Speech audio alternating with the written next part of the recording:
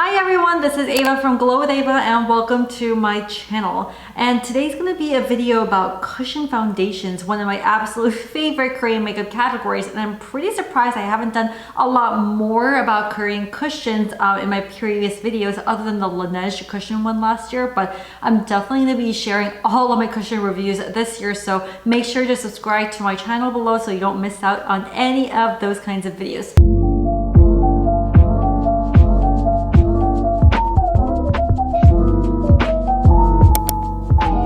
So today I wanted to make sure it was a little bit more of a focused video comparing and contrasting two different kinds of cushions from two different brands, and it's going to be Amuse as well as Laneige. So both brands, they launched new cushions last year in 2020, so I had a chance to be able to test them out for well over 6 months now. So this is very much an overdue video, but I did want to make sure I did the compare contrast review for you guys in today's video. So this is actually the very first vegan item that Amuse came out, and since then this year they've launched vegan mascara, eyeshadow palettes, all that good stuff. So with that, I'm going to be comparing and contrasting this on each side of the face and giving you my full review, and the same thing goes for the Laneige Neo Matte as well as their Glow cushion. We're going to first start off with the vegan cushion on one side, but can we talk about how beautiful this packaging is? I mean, I personally don't think Korean packaging is like the prettiest thing ever, but this one really did outdo itself. The inside looks like this and comes with a nice cushion puff as well. They have two shades, the Fair Tune and the Nude Tune, and I'm using the Nude Tune one. It's just better suited for my skin tone. They do wish they came out with more shades.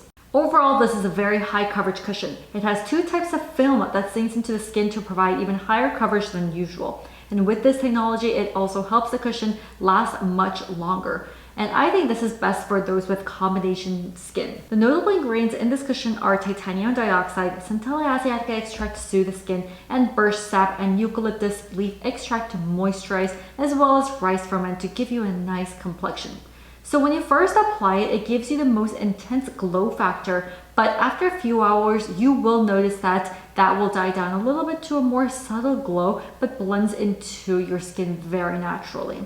And while I love the glow that this gives me, I feel like the way it adheres to the skin isn't as powerful as the Laneige Neo Cushion, as it does feel a little bit drying throughout the day. It's really not to the point where it gets cakey, but this is something that you should be aware of and kind of miss throughout the day if you want to. And I think this comes with the fact that it is long lasting, but it also is very good at not transferring to your mask as much. So this is something that is a great foundation to wear on days when you have to wear your mask kind of like all day long too.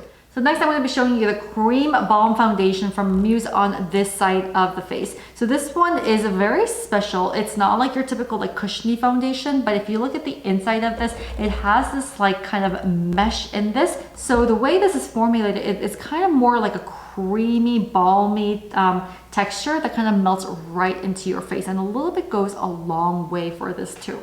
Now let's apply this.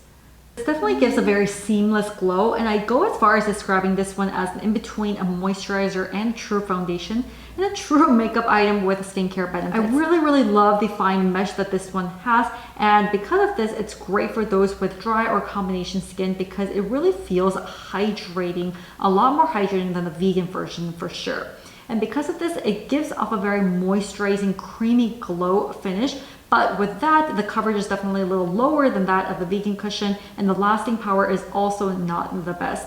And I think because it has more of like glow factor, it really is not that long lasting. So if you want to use this, definitely use like with a powder. The best part about this, however, I will say that it is a powder, and this is created with this X-Fine technology that evens out the look of fine lines and pores, making it look a lot more seamless on the skin. Notable ingredients in this cushion are titanium dioxide, manuka honey to nourish, centella asiatica, niacinamide, as well as hydrolyzed hyaluronic acid to really hydrate the skin and giving you that creamy, nice, hydrated finish. So yeah, now that you see the difference between the two sides, what do you guys think? What I see is that this side is definitely a lot more full coverage and gives you a little bit more of that I really did my makeup. While this side is definitely a little bit more natural, definitely more of like a my skin but better look. However, it's not really long lasting. So if you're just staying home or really don't have to, you know, have a makeup look that's long lasting, then this is a great option.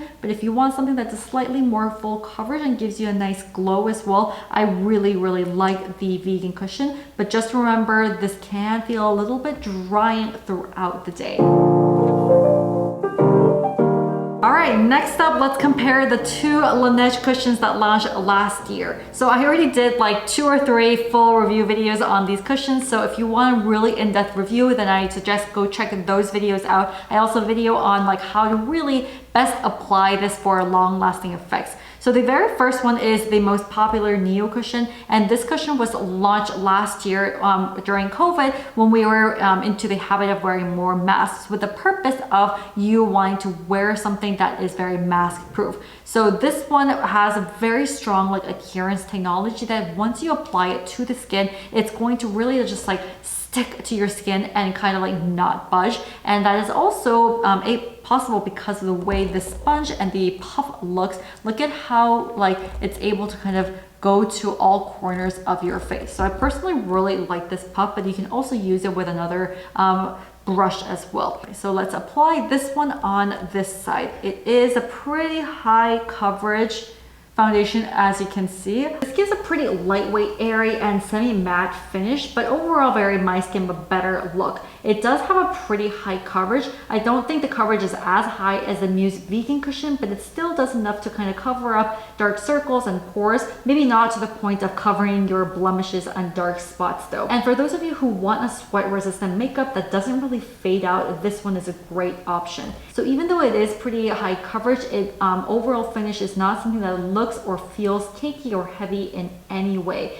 And the one thing I do want to mention about both of the Laneige cushions is that it is infused with blue light protection, which is the first 4 cushions in Korea. The lasting power is the best characteristic behind this cushion. It gives a truly like a 24-hour lasting power, and I personally tested this lasting power all day, and it is very powerful, which is surprising given how lightweight and airy this feels on the skin. So now let's use the pink glow cushion and see how much more of a glow factor this can have versus the other one. This cushion is formulated with liquid diamond and silver glitters to kind of give your skin glow from every single angle. This is very moisturizing, but it may be a little too much for those with oily skin, so I would go in with a little bit of powder to set if you do.